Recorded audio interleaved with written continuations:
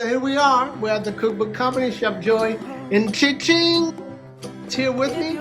We're waiting for Ian's group, but check out how sweet this is. Over here, I have the trim and grit station. Boom.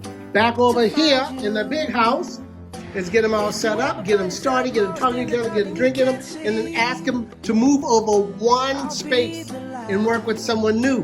And if it don't mess them up too much, they should learn how to build teamwork by one person listening and the other person running the ship. Awesome, awesome. 2 minutes.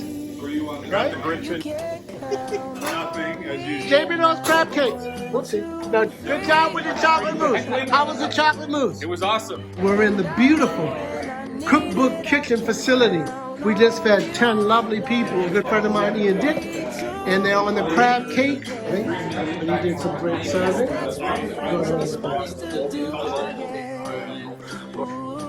Okay, good. Look at that. Look at Charles' split out. Woo! So beautiful. It's like Ian, right? Wine from Metro Vino.